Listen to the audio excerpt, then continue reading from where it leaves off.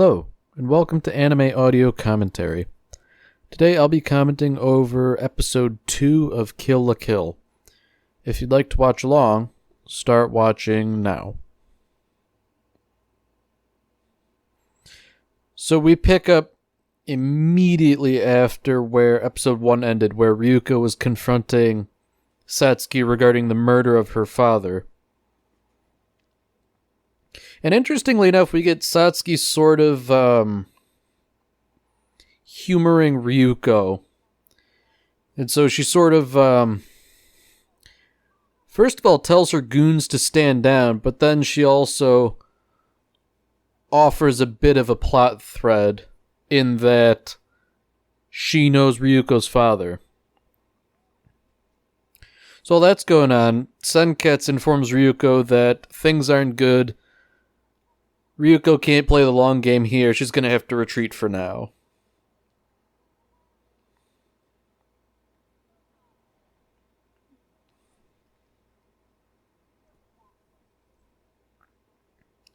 So again, Satsuki is sort of humoring Ryuko here by saying, you don't even need to bother chasing her. And that either speaks to great confidence or arrogance.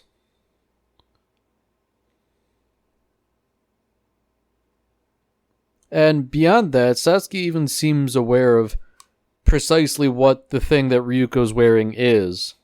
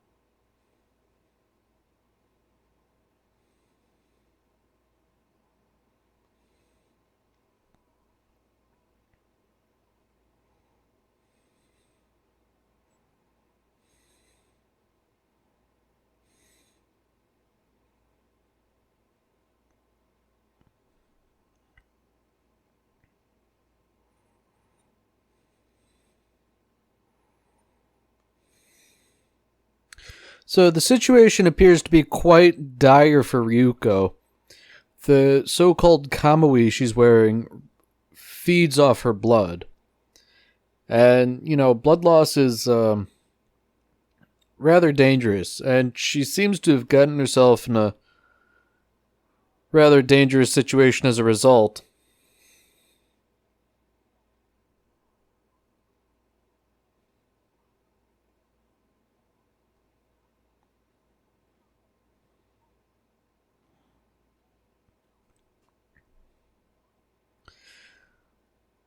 So once again, Ryuko's sort of pitted with Mako, and in this case, her family. It seems like Mako definitely takes after her father.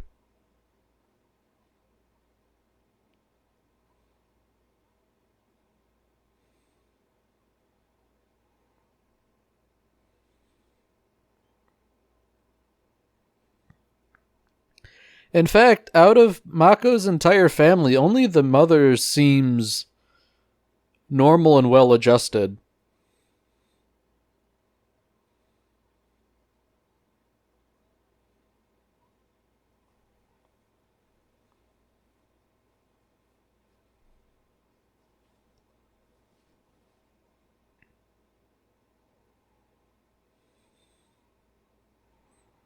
So it becomes readily apparent here that Mako and her family suffer from pretty extreme poverty.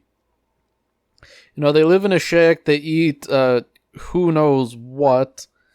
Mako's father is a doctor, a back alley doctor, and he prefers dead patients because they can't sue you for malpractice.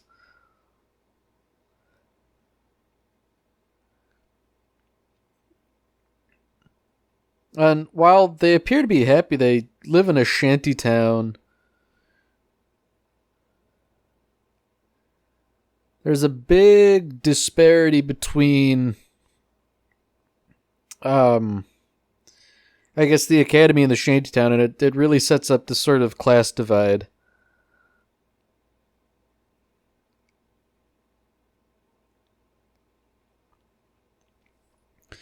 So, meanwhile, Satsuki is sort of giving a tour of this, I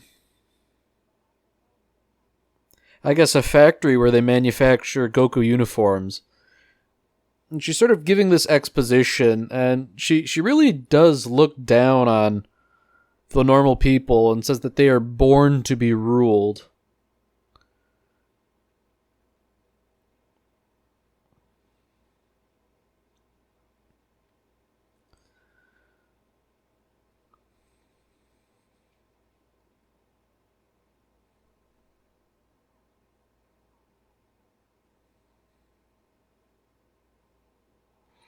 So there's, I guess, an interesting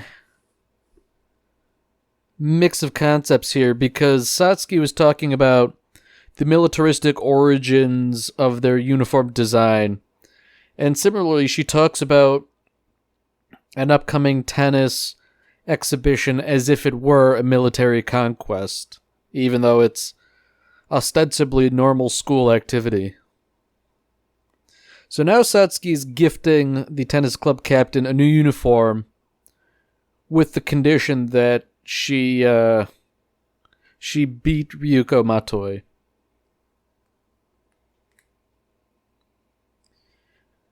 Now, interestingly, we get a little line of dialogue here as Satsuki's talking to her butler, and she makes it clear that she does not wear Goku uniforms at all, whereas it appears everyone else's status does.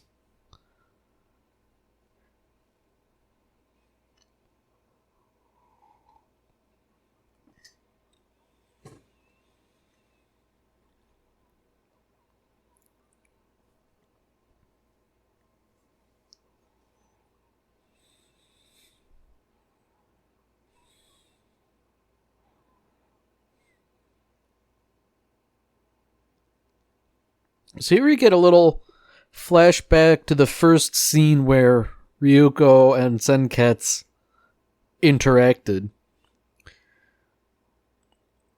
And Senketsu gives a little bit of mumbo-jumbo about wearing and being worn, but it's very clear that just in that base state, he confers a surprising amount of power.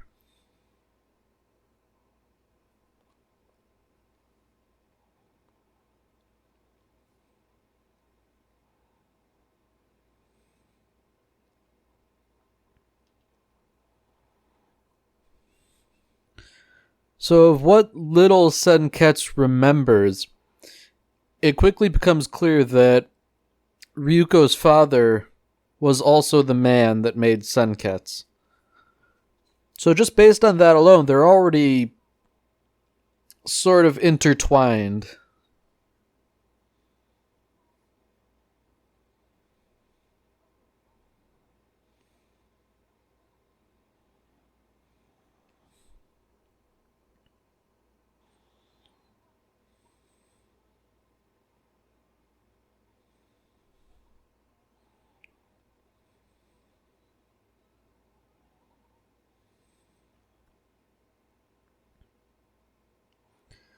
So Ryuko and Mako have to rush to school lest they get expelled. And as they're riding on the tram, you see that the city is organized in tiers, and those tiers are organized strictly by economic status.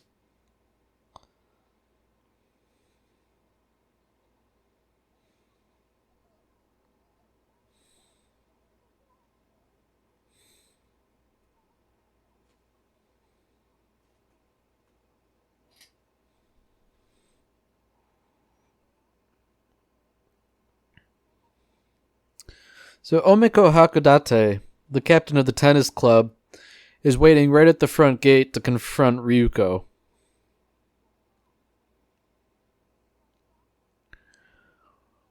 Of course, she's operating under the pretense that she's here for Mako instead. And it seems to me like sort of an elaborate bait in order to goad Ryuko into hasty action.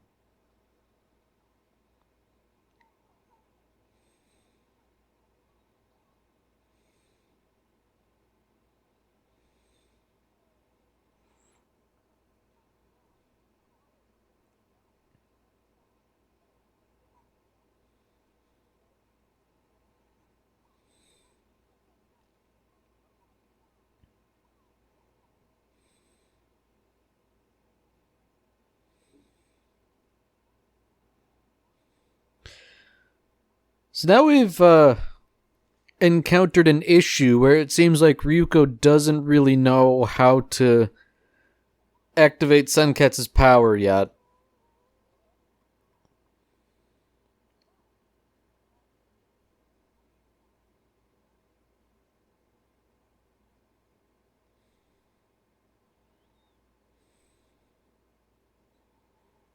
So Ryuko, I guess, sort of manages to escape. Or rather, she's just allowed to drift away. And now the homeroom teacher from before is intervening. He already seemed somewhat suspicious before, but now it's very clear that he's up to something.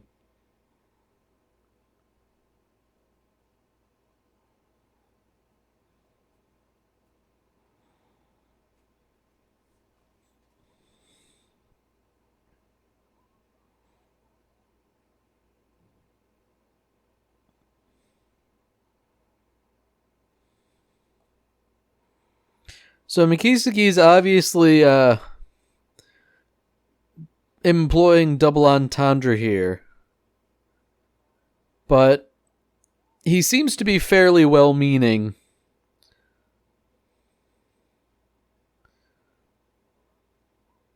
Alright, well, I take that back. Clearly he looks quite sinister here. You know, forcibly withdrawing somebody's blood. But you know, the ends justify the means in his eyes.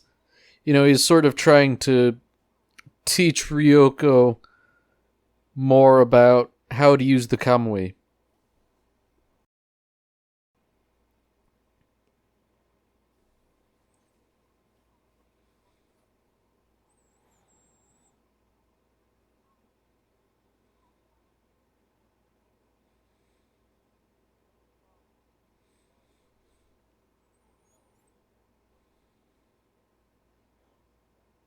So he sort of appears to know a similar amount of knowledge as Satsuki.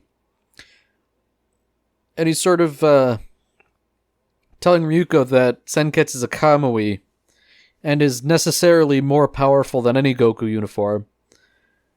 And he'll give her more information if she manages to defeat the tennis club captain.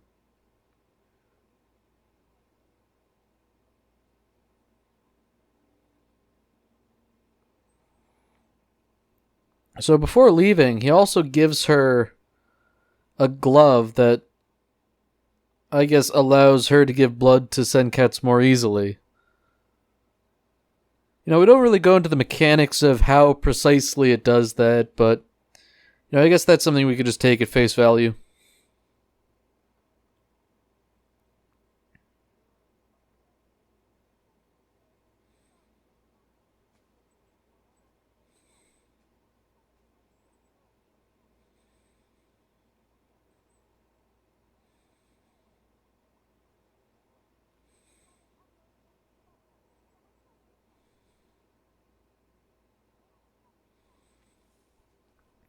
So now that Ryuko has a way to use her Goku uniform, or rather her Kamui, she's shown up for a rematch with the tennis club captain.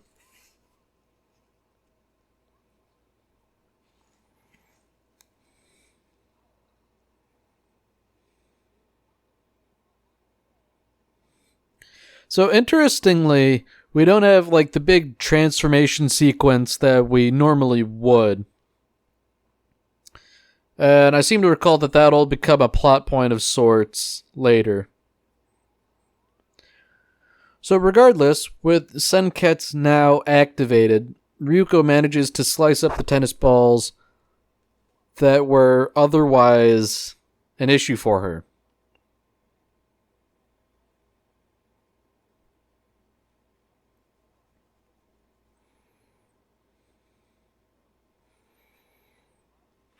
So now this is where things get a little pedantic, because I guess the athletics council chair informs Ryuko that she loses because you're not allowed to slice tennis balls in tennis. So if she wants to defeat the tennis club captain, she'll have to win in a game of tennis.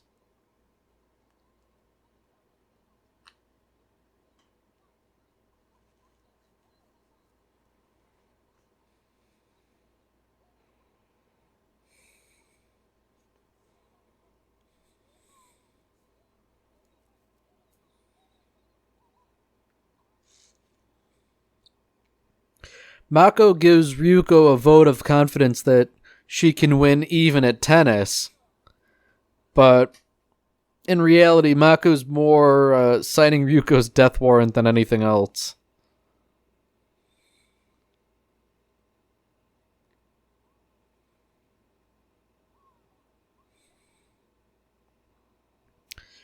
Ultimately, Ryuko decides to go for a game of tennis.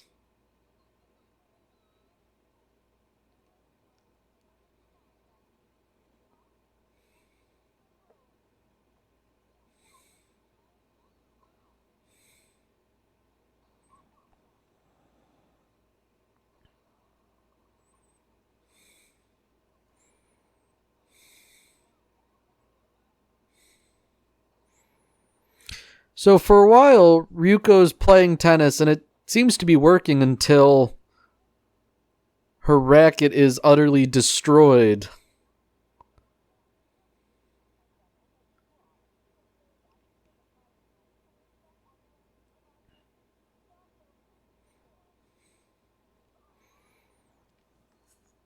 So they keep going back and forth. And the 2-star tennis Goku uniform, it's powerful enough to destroy tennis rackets, sort of gouge holes out of the ground. So the situation is clearly much more tenuous than Ryuko initially gave it credit for.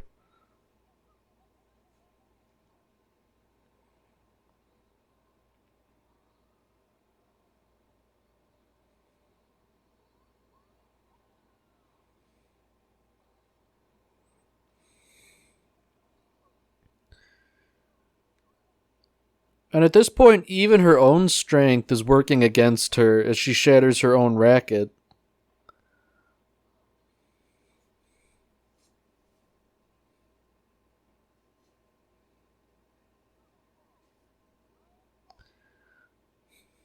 So through a combination of her own strength, Ryuko either destroys her racket and faults, or hits the ball out of bounds and faults. She's basically on her last chance.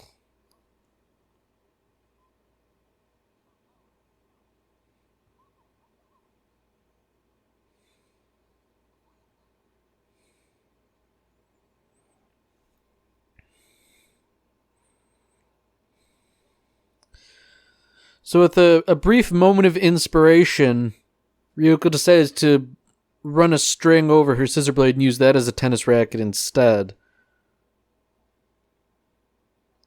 And interestingly enough, Satsuki also intervenes on Ryuko's behalf. And her justification is that, it doesn't matter if Ryuko, quote-unquote, cheats. You have the 2-star Goku uniform I gave you. Prove to everyone its superiority. But at the same time, Satsuki seems to be playing both sides. because she clearly mentions to Ryuko that she's wearing a kamui. And so she makes it seem like she's using the tennis club captain to gauge Ryuko's strength rather than actually hoping that Ryuko would lose.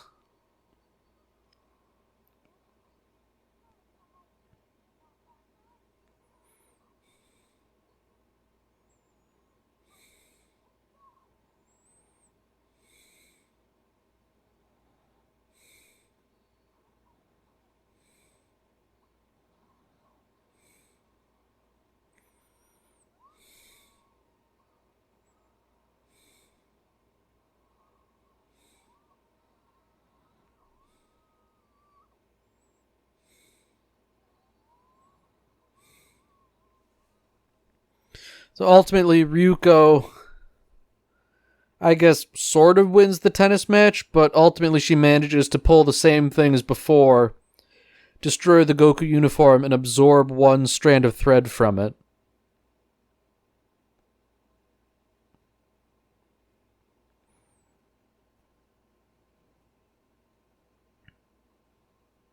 So Sanakeyama is intent on fighting Ryuko himself, but once again, Satsuki intervenes.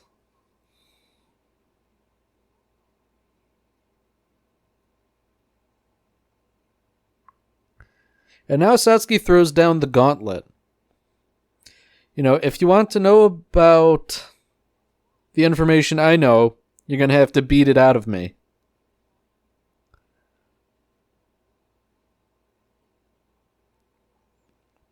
Satsuki also makes it clear that she has a weapon capable of wounding a kamui, so the fight isn't as unmatched as it might seem, considering that she's not wearing a Goku uniform.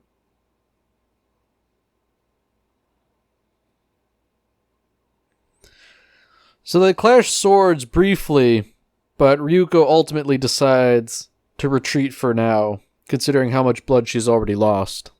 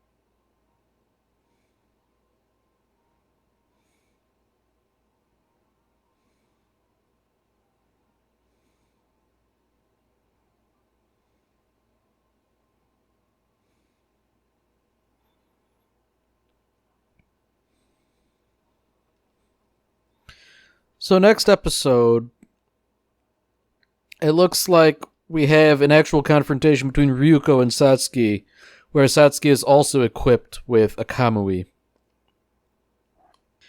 Alright, well that's it for this episode. If you've enjoyed it, then by all means, tune in for the next episode.